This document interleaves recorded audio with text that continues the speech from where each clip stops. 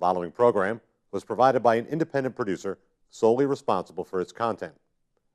The opinions expressed do not necessarily represent the views of this station, its staff, board of directors, or underwriters.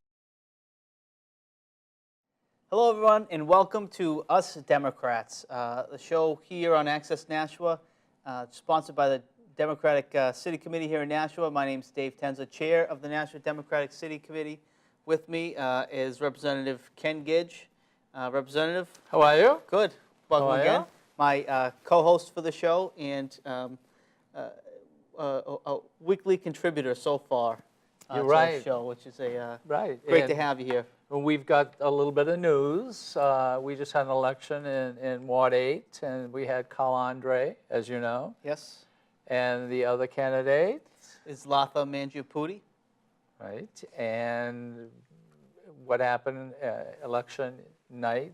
They said she lost. Andrade called me and asked me if I would be what is called a second, which is sit down and watch the votes. Of course, there are people all around you. Yes. There was votes, all set up and sort of names and 25 votes. They came out and they said one for Carl and the rest went to the other candidate, and the other candidate won by 24. So she lost by 3 and then won by about 24. It's very interesting because I think that at the on the night of the election, the count was 170 to 167 favoring Carl Andrade. It was very close. Yes. And there was some talk, I think, initially that Latha may not ask for a recount because it's such an important election for Democrats here in Nashua. They said they counted it 3 times there. They did count it 3 times. Unfortunately, the pile of ballots wrong, they counted it wrongly 3 times. Right. And I don't think anyone thinks that there's any type of any malfeasance on anyone's part. No one was trying to do anything wrong. You were up there in Concord. What when they realized that there was an error? Well, Carl Andrade knew it immediately because of it's set out in 25 votes. That's how they packaged them. And by the way, the process is quite interesting. Because it was a small election, we did it in the Secretary of State's office at his long table. And they bring in the box, which is sealed, and with a name on it. So you know, and they open it in front of you. They let everybody look to see there's nothing else in front of it. Then they put things down. I mean, it's done very, very well.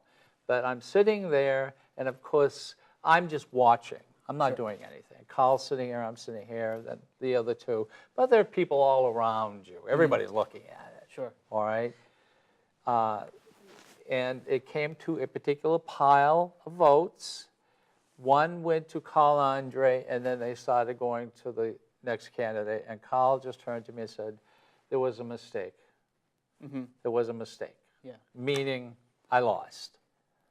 And there was a whole pile of, I think it was 24 votes. Or it ended up being 24 votes. There was one write-in for another candidate. It was for, Pete Silver, yes. Yes. And then at that time, we knew it. I mean, we just knew, everybody knew it. Sure. And so the count came down, and Carl's, was very gracious, and so wasn't the other candidate. And I got them together, and I said, okay, you're both the Democrats now. Please work together, because we need the seat. Sure. And there was always that spirit of cooperation. It was a very professional and well-run campaign by both candidates. Two experienced people who, you might not think that it's difficult to get 167 or 170 people to come out and vote for you in a special election. But, I mean, when you're the only show in town, when you're the only election going on that day, it's a lot of work to be knocking on doors and to be making sure that your supporters are getting out to Bicentennial School. So they both did good. I mean, it was even 24 votes. The one by that, that's still good. Everybody got a lot of people out there. But they did. When you got what 8,000 people and what 400 people show up or less, that's not good. Well, I mean, that's a problem of voter apathy in general, right? Isn't it? That turnout Right, can be so low. But we lose this seat, the Republicans get one closer of getting. And so when it comes down to close votes, sometimes not all Democrats agree or Republicans agree, and so they'll go the other way.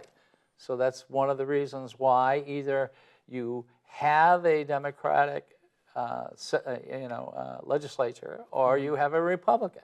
Right. I mean, and that's, you've been up in Concord for 6 years now? This is my 6th year. In your 6th year? Yep. And you've seen the difference well, you've seen the difference when you're in the majority as you are now as a Democrat and when you're in the minority. Well, I started out in the first 2 years in the majority, but it wasn't a large majority. And then on the second 2 years, my second term, the Republicans took a supermajority, which means there was 297 against 103 of us. Sure. So for me to go out there and to get elected was very hard, because there was only, and so when they had a supermajority, it was awful. It was just awful. A lot of things we had to repeal. For instance, one thing is $40 million that the Republicans basically gave away on 10 cents tax on cigarettes. I mean, that's ridiculous. Sure. Totally ridiculous. And a lot of things like that. So now we're in a majority again, but a small majority. And now it makes sense. I mean, everybody's kind of working together now. Sure. A supermajority and 160 people walking in with the Republican supermajority, having knowing nothing about government. So it's very, very difficult for the Republicans to handle what they had. They couldn't do it. And now we're Democrats, so we're pretty smart. And there's a lot of Democrats have returned a lot of people with experience back to Concord. Yes, a lot of people who lost the former election before came back and now came back with knowledge. Sure. Myself in Ward 6, David Campbell. Sure. I mean, he's got a lot of experience. Sure. And I mean, I know that typically the first year of your session up in Concord is the busiest, we'll say, because that's when you take up the budget. It's a 2-year budget. But there's still a lot of important issues that you folks are going to decide over the next year and a half, which is why returning a Democrat to Concord is still extremely important. I do another show with Bill O'Brien, and we had Pete Silver on, and they're talking about the bathroom bill. They're going to bring that up. Then they're talking about a bathroom bill. What are they talking about? And this is kind of what they do. And then they're talking about notification for young ladies who need services. And also go say an abortion, all right? Then they're saying that, Planned Parenthood is just strictly abortions. It has nothing to do with women's from pap smears. Sure. This is what they're saying. Right. And actually, that also helps men. Right. Right. I mean, do you ever figure that, some men find out they have cancer because they go to Planned Parenthood? Yeah. There's all sorts of things, but no, to them it's just abortion. This is really stupid. Yeah. Well, and I think the frustrating thing for Democrats, both locally, even nationally now, we're seeing down in Congress with Obamacare, the debate that's going on with shutting down the government. I mean, they just want to keep relitigating these issues that, frankly, the voters decided in 2012. These were all front and center in the presidential campaign, and now. I want to show you how bad this is. Sure. This is Obama makes comment from someone up here. Where is the camera? Okay, it's right there. This is Bill O'Brien, and Obama makes a comment that somebody from New Hampshire, a state representative, and this is what he said: the closer we get, the more desperate they get. I mean, over the last few weeks, the rhetoric has been cranked,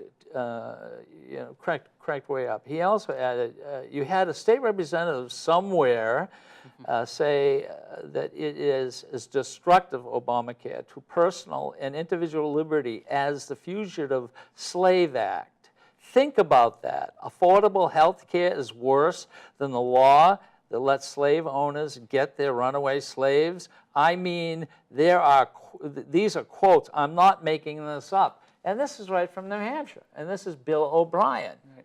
And this is who is, so this is kind of what the Republicans have. Right. And I don't think something that awful should be, you know. No, and I mean, I've noticed there's been some candidate questionnaires that have circulated on local news organizations' websites. You know, Peter Silva, his biggest first priority still is voter identification. With all the issues that are going on in the state and how we're going to fund things to, you know, benefit our communities, he's still harping on voter identification. Well, I did talk to Pete Silver about that, and I've got to tell you, he wanted to, that's not something that he wanted to talk about. Oh, we sure. we didn't get a lot out of that. Sure. But voter ID, I think the Secretary of State has said it's been like 9 million people with probably 3 or 4 to 6 people who were convicted or brought up for voter fraud. Sure. So when you get that, you wonder why people are passing bills like that. Well, we know why. We know why. Because in other states, there are poor people who really don't have identification. Mm-hmm. There are people who, honest to God, their birth certificates were destroyed during fires or floods or whatever that. But they've voted for 40 years. The Republicans are now cutting times down on voting. They're having less places to vote. And can you imagine standing in a line and waiting for 2 hours to vote and get close with 400 people behind you and somebody coming out and saying, I'm sorry, we're closing. Right. You know, we're closing this, and then that's it. Close the doors and not let you vote. Here in New Hampshire, as I've been there, I've been at the polls. Mm-hmm. They will wait till everybody comes in. Oh, sure. And the door's not locked, by the way. Right. So when you get someone like Pete Silver who sort of, he's not saying he believes in that, mm-hmm. but that's what the Republicans are doing right across the country. They're trying to stop people from voting. And basically, they're saying the people they're trying to stop or suggesting are Democrats. I think that's what they believe, certainly. But I think if you even look deeper, a little deeper into that issue, you know, one group that's very adversely affected by that law would be seniors who just haven't renewed their driver's license. But absolutely, and you think typically seniors will vote Republican. But when you think about what they're trying to do to programs like Social Security, Medicare, $40 billion taking out of for food stamps for the poor. Right. And what they say simply is, oh, it's a way of life. People live like that. What are you kidding? $33 a week. Try living on $33 a week. Right. You know, that's not for food, right? But there are people who do take advantage of it, and that's all you hear about. You don't hear about there are people who really need the food and only need the food stamps for a short period of time. Hey, when you've got food pantries who are begging for food, mm-hmm. These are not people who are going to food pantries who are trying to, you know, become millionaires. Right. And I think most people, you know, most people that you deal with, most people that you see who receive these types of benefits, they would clearly rather, you know, be able to support themselves. So they've really made more of this issue than it deserves. Well, you know, you and I could go on for a whole hour, but this is really a short show today, and we have about 2 minutes left. But regarding the election, we've got to make it really clear to people that Ward 8 election is coming up in November. Yeah, we understand that it may be a little cold. We understand that this may not, you know, make too much of a difference to you. But guess what? We have seen what it took place with the Republicans up in Concord, and you've got to get out there. Sure. I know I will be helping, and hopefully everyone from around the city who are Democrats. They're you know, give your phone number. So anybody who wants to help in this. Sure. Anyone who wants to help can go to www.nashuademocrats.com. We have a sign-up area there where you can help volunteer. If you want to contact me, you can send me an email directly at dave.tenza@gmail.com. It's a little tricky. It's T as in Thomas, ENCZA @gmail.com. Those are the best ways to get in touch with me. And just to be involved is important. You might be want to work for a Republican. That's your business, but just get out there. Yeah, and there are plenty of ways to get involved.